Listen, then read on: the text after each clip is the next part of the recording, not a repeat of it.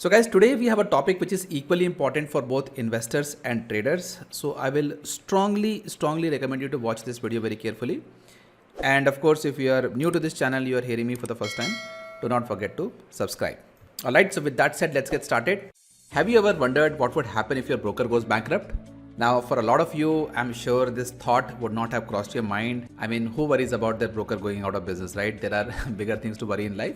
But the reality is that every year, tons of brokers go out of business. And if you don't believe that, here, take a look.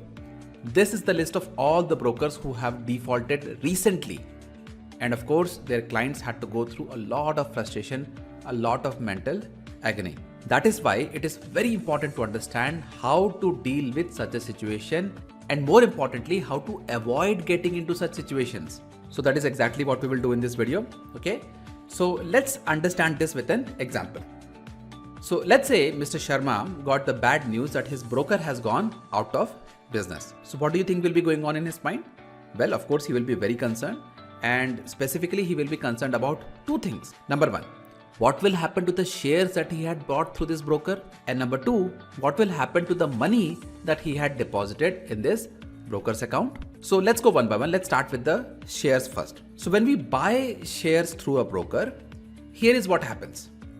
The broker sends our buy order to the stock exchange. It can be NSE or BSE.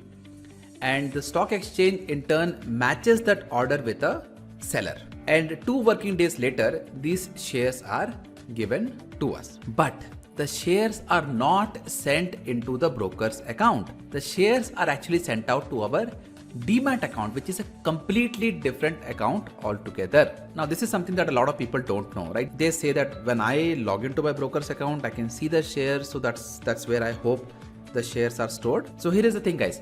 You can see the shares from the broker's account. You can trade the shares from the broker's account, but they are actually stored in the Demat account. And the reason you can see these shares in your broker's account is because your broker's account is linked with the Demat account. So let me give you guys a quick example. This right here is my portfolio that I have built through Zerodha, and you can see all the different shares that I have bought through Zerodha, and I can see them in Zerodha, but these shares are actually not stored in Zerodha. They are stored in my Demat account, which is hosted by CDSL. So what does it all mean for Mr. Sharma? Well, this is actually a good news for Mr. Sharma, right? Because his shares are perfectly safe in his Demat account. He doesn't need to worry about them because the Demat accounts are actually provided by only 2 entities in India, CDSL and NSDL, and both of them are government backed, right? So even if the broker goes out of business, the shares that are stored in these accounts are perfectly safe. Now, the other thing Mr. Sharma is worried about is the money that he had transferred in the broker's account. And for that, we have both good news and bad news for Mr. Sharma. Now, the good news is that SEBI, our stock market regulator, has already thought about this scenario, right? Because there are so many brokers who go out of business. This is something which happens almost every other month. So what SEBI has done is, along with the stock exchanges, BSE and NSE, they have created a fund called Investors Protection Fund. So if your broker goes bankrupt, you can raise a complaint through the stock exchange and get some of those funds back.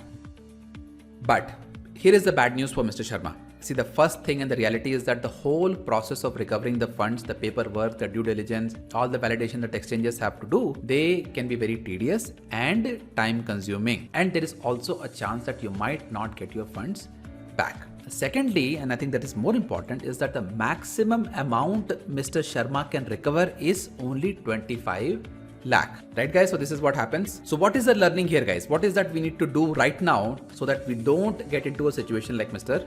Sharma, right? So the first thing first is very obvious, is that always go with the well-established brokers. Second thing, which is I think again very obvious, is that don't keep free cash lying around in your trading account, right?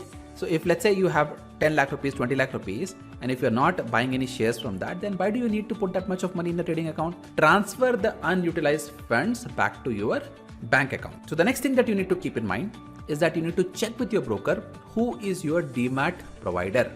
Is it CDSL or NSDL? And after you find that out, go and download the app of CDSL or NSDL. It's going to be one of them, and log into your account and check whether all your shares there are available or not. So that is it, guys. This is what I wanted to talk about in this video. I hope that you guys will take this video seriously and take some corrective actions before it becomes too late.